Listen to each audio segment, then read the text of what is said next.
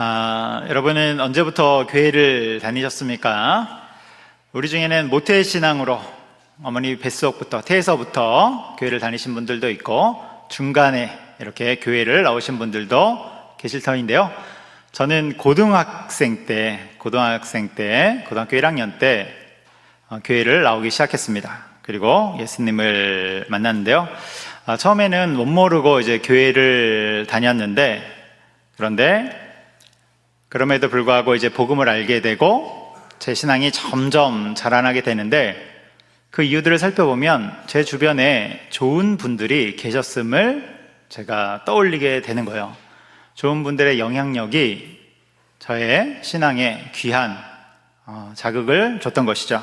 그래서 고등부 때 만났던 전도사님, 또 대학교 때 만났던 선교단체의 분들, 또 청년부 때 만났던 믿음의 선배들, 또 여러 신앙의 선배들, 이분들의 좋은 영향력이 제 안에 머물렀던 그런 기억들이 있습니다. 이분들을 통해서 말씀도 배우고 기도의 응답을 같이 경험하기도 하고, 또 그분들의 본을 보면서 신앙이 무엇인지 배우기도 했던 것이죠. 그래서 제 주변에 있었던 이런 신앙의 귀한 선배들, 선조들이 제 신앙에 있어서 너무나도 귀한 토대가 되었고, 또 자양분이 되었음을 부정할 수가 없는 것입니다. 지금도 생각해도 너무나도 감사한 분들이에요. 그리고 여러분, 우리가 이런 경험도 해본 적이 있을 것 같습니다.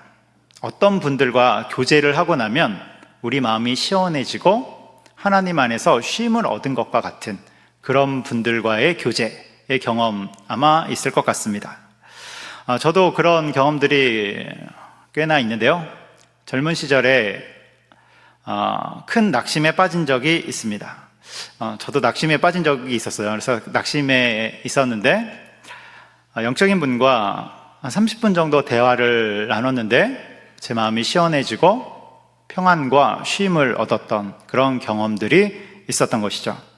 그 후에도 몇 번 더 있었는데, 성령 충만한 분들과 교제를 하고 나면, 여러 가지 이야기를 나누고 나면 그분들의 좋은 영향력이 제 안에 흘러오는 것을 제가 경험했습니다. 그리고 마음이 회복되는 것을 경험한 것이죠. 여러분들도 아마 그런 경험 속에서 있었을지 모르겠는데, 오늘 본문에 나오는 이야기는 그런 주변의 영향력 중에 좋은 영향력이 아니라 그 반대 영향력에 있는 그런 상황이 나옵니다. 바로 암논의 그 주변 분위기인데요. 여러분, 암논은 다윗의 아들이죠. 그런데 이 암논이 이복 동생인 다말을 짝사랑합니다. 짝사랑해서 애가 타고 심히 괴로운 거예요. 여러분, 짝사랑 해보신 적 있습니까? 한번 떠올려 보세요. 짝사랑 해보신 적 있어요? 막 애가 타고. 지금 암논이 그런 상황이에요. 얼마나 애가 탔는지 병까지 걸렸다고 나오고 있습니다. 이 부분을 말씀드리기 전에 먼저 사무엘하 13장의 전체 내용을 보면, 여기에는 다윗 가문에 불어닥친 두 가지 사건, 위기이죠. 두 가지 위기의 사건이 나옵니다. 첫 번째는 암논이 이복 동생 다말을 범한 사건이고, 이게 첫 번째 사건. 두 번째 사건은 그런 암논을 압살롬이 죽이는 복수극이 나오는 것이죠. 이러한 사건들을 시작으로 이제 다윗은 위기를 겪는 그런 상황 가운데 들어가게 됩니다. 그래서 이어서 압살롬의 반역이 나오고 아들이 배신하는 거죠. 그리고 또 이어서는 베냐민 사람 세바의 반역까지 쭉 엄청난 사건들이 이어지는 거예요. 무려 사무엘하 20장까지 다윗의 위기, 위태로운 그런 상황이 나온 것입니다. 오늘 본문에서 이 본문에는 이제 두 가지 사건이 나오는데, 먼저 암논이 이복 동생 다말을 범하는 사건을 보려고 합니다. 여러분, 암논은 다윗의 몇째 아들일까요? 첫째 아들이에요. 장남입니다. 근데 다말은 다윗의 딸이죠. 근데 둘은 어머니가 다른 이복 형제입니다. 암논이 다말을 매우 사랑하는데요, 1절에 보면 이렇게 나옵니다. 1절과 2절에 보면 이렇게 나오는데, 1절 맨 끝에 보면 암논이 그를 사랑하나 이렇게 나오죠. 1절 맨 끝에 암논이 그를, 다말을 사랑하나. 2절에는 이렇게 나옵니다. 2절은 우리 같이 한번 읽어보겠습니다. 그는 처녀이므로 어찌할 수 없는 줄을 알고 암논이 그의 누이 다말 때문에 울화로 말미암아 병이 되니라. 아멘. 암논이 다말을 마음에 둬요. 그런데 2절에 보면 그는 처녀이므로 어찌할 수 없는 줄을 알고 이렇게 나와요. 처녀이므로 어찌할 수가 없대요. 다른 말로 하면 다가갈 수가 없다는 것입니다. 처녀이기 때문에 다가갈 수가 없다. 이게 무슨 뜻이냐면 당시 고대 사회의 분위기는 가부장적인 그런 사회이지 않습니까? 가부장적인 사회이죠. 그렇게 처녀, 즉 결혼하지 않은 딸은 항상 아버지의 그런 보호와 감시가 닿는 곳에 위치해 있는 거예요. 그런데 특별히 다윗의 딸들, 왕의 딸들은 제한 구역을 따로 둬서 남자들이 함부로 접근할 수 없게 둔 것입니다. 가까이 갈 수 없는 거예요. 거기 금남의 지역입니다. 그렇게 보호하는 거예요. 그러니까 암논이 다말을 보고 싶어도 볼 수가 없는 거예요. 그러니까 얼마나 속이 애타겠습니까? 지나가는 걸 한번 보고 싶어도 볼 수가 없고, 그래서 병이 난 것이죠. 이런 상황 속에서 암논의 친구 요나답이 꾀를 내는데요, 계략을 내는데 어떤 꾀냐면 6절에 나오는데 요약하면 첫 번째로 병든 채 해라. 너 병든 채 해라. 그러면 아버지 다윗이 올 것이다. 그러면 두 번째 작전을 개시해서 그때 아버지에게 요청해라.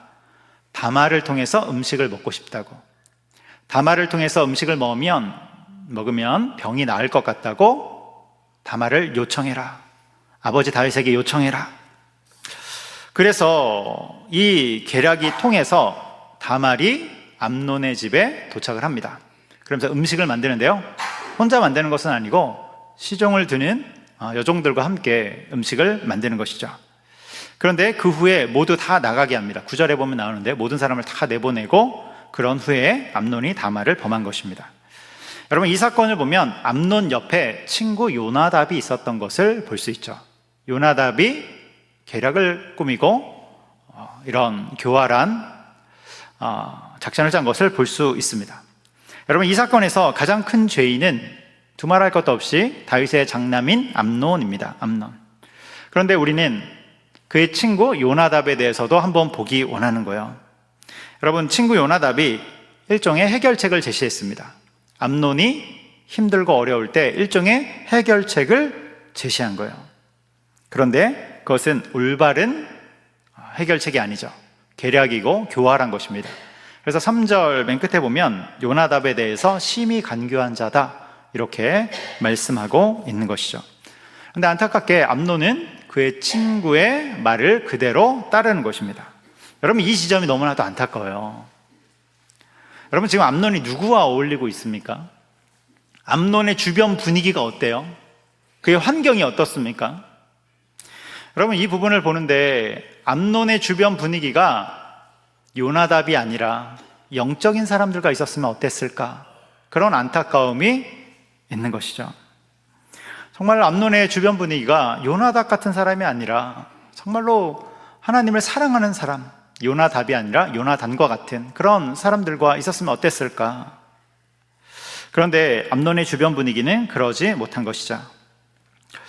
이 일로 인해 이제 다말은 큰 상처를 받게 되고 그의 친오빠 압살롬은 칼을 가는 것입니다. 복수를 하겠다고 칼을 가는 것입니다. 그리고 철저한 복수 준비 끝에 암논은 죽임을 당하죠. 여러분, 끔찍한 사건입니다. 암논은 다윗의 장자잖아요. 첫째 아들. 그러니까 암논이 이런 중범죄를 저지르지 않았다면 나중에 다윗의 왕위를 이어받았을지도 모릅니다.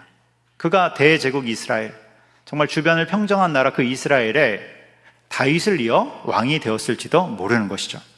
그런데 그의 말로는 어떻게 됩니까? 비참한 죽음으로 끝나게 되는 것입니다.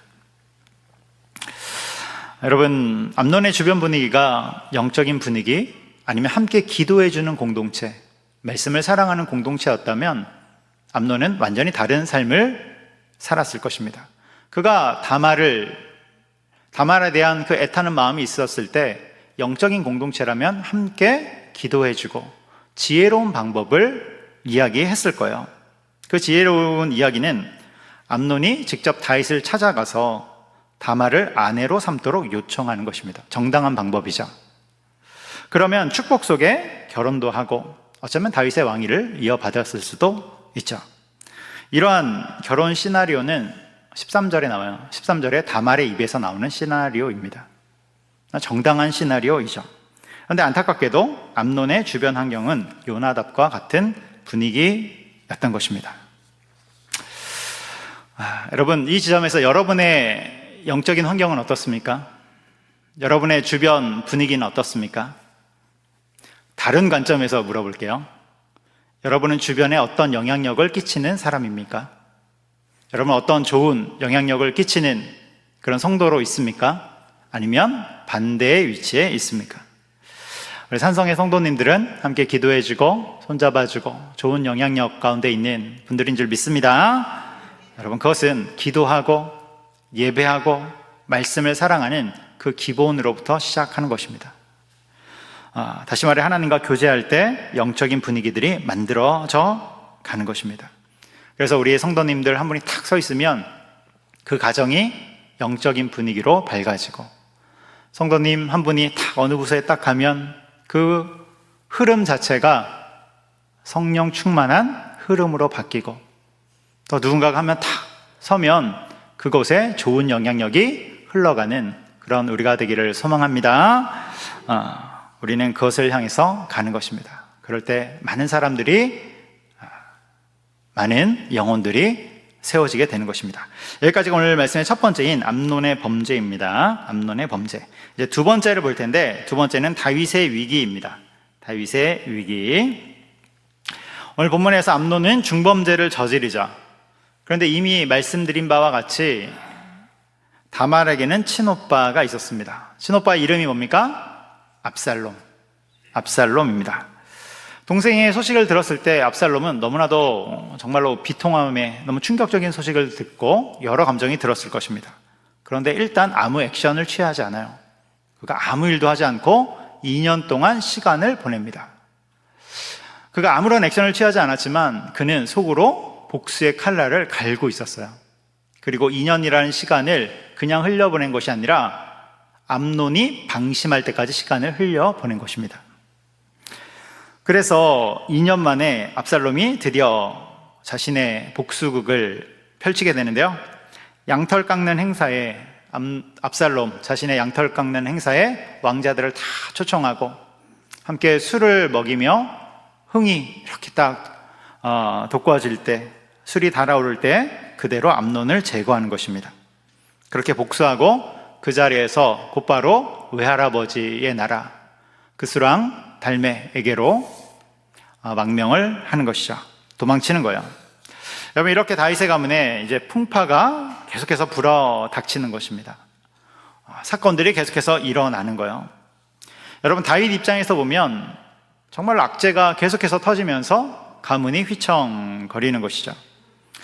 오늘 본문을 통해서 우리가 또 묵상해 볼 수 있는 것은, 여러분, 다윗은 왕입니다. 왕. 여러분, 왕을 다른 말로 하면 뭐가 되겠습니까? 모든 것을 가진 자, 권력의 정점에 서서 마음대로 모든 것을 할 수 있는 자라고 할 수 있겠죠. 여러분, 왕이면 세상을 가진, 정말 다 가진 그런 위치일 것 같은데, 그런 왕이라고 해도 인간이면 그의 삶에는 풍파와 시련이 존재한다는 것을 보게 되는 거예요.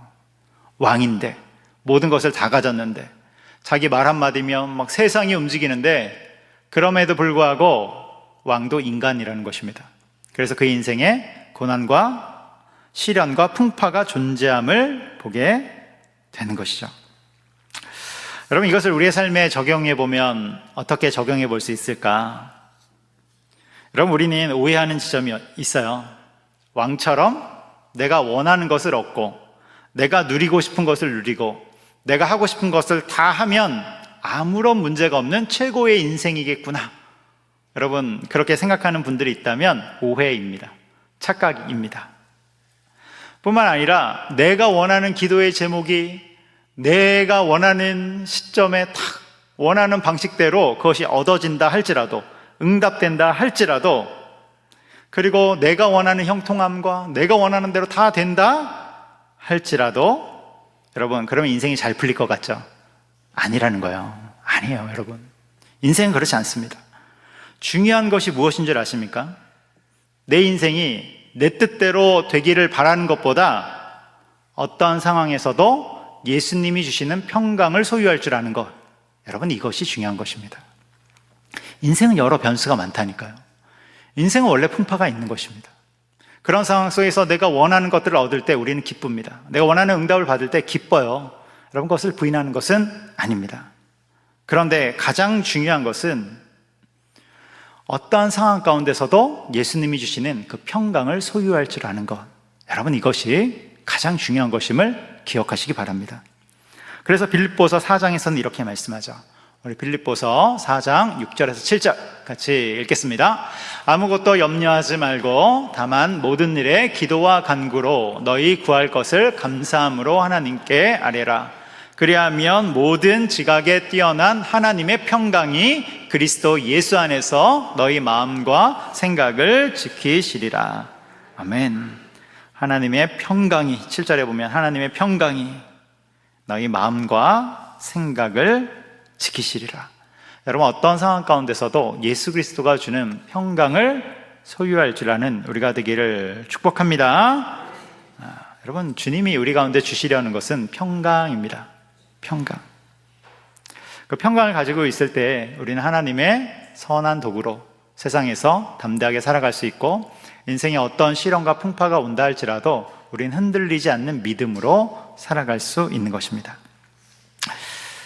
여러분, 오늘 본문에서 우리가 주의 깊게 봐야 할 한 가지가 있는데 그것은 다윗의 방임이에요. 다윗의 방임. 오늘 본문을 읽어보면 다윗이 어떤 일을 했는지가 안 나옵니다.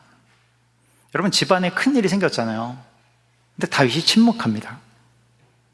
그래서 어떤 주석가들은 이 사건에서 가장 충격적인 인물로 다윗을 꼽곤 하죠.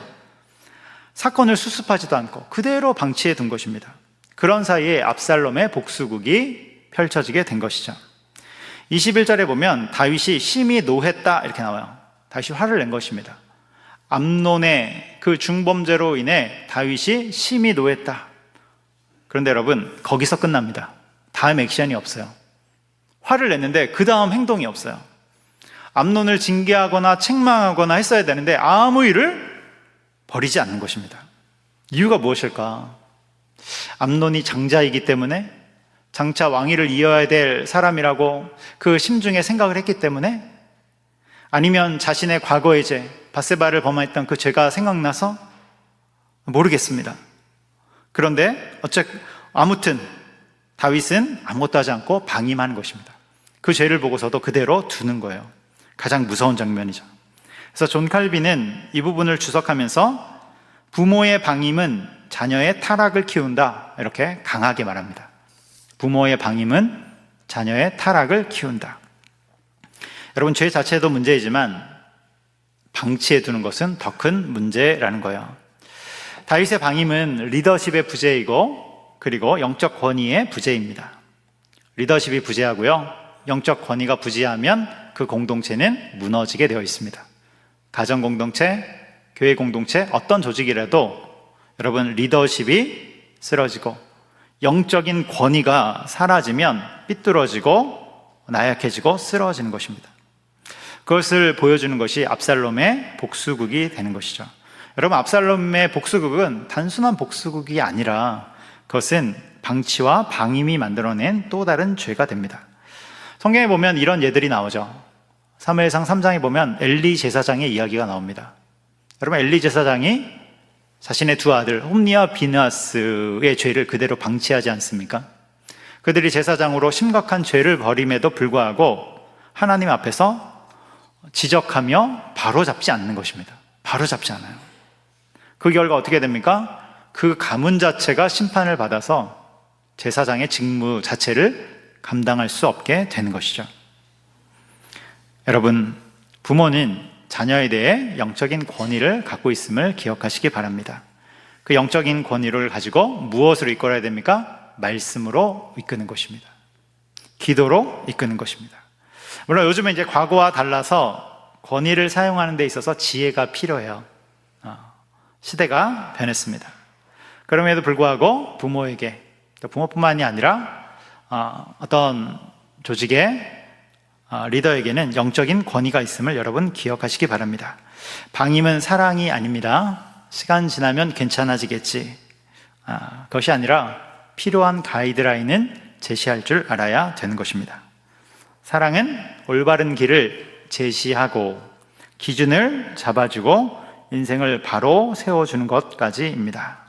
여러분, 그렇게 우리 또 5월의 가정의 달인데요, 자녀에 대해서 또 여러 부분에 대해서 바른 기준을 세울 줄 아는 우리가 되기를 소망합니다.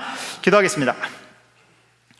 사랑과 은혜가 많으신 하나님 아버지, 오늘 본문의 말씀을 보면서 우리의 영적인 분위기를 생각하게 됩니다. 우리의 영적 환경은 어떤 것인지 정리할 것이 있다면 정리하고, 또한 주님을 향한 기도와 말씀을 더욱더 사랑할 수 있도록 인도하여 주옵소서. 특별히 우리가 주님의 좋은 성도로서 바로 섬으로 인해 많은 사람들이 함께 생명을 얻을 수 있도록 역사하여 주시옵소서. 또한 우리의 삶에 시련과 고난과 아픔이 있을 때 예수 그리스도가 주시는 그 평강을 소유할 줄 아는 하나님 아버지, 그러한 신앙의 깊이까지 나아갈 수 있도록 인도하여 주시옵소서. 감사하며 예수님의 이름으로 기도합니다. 아멘.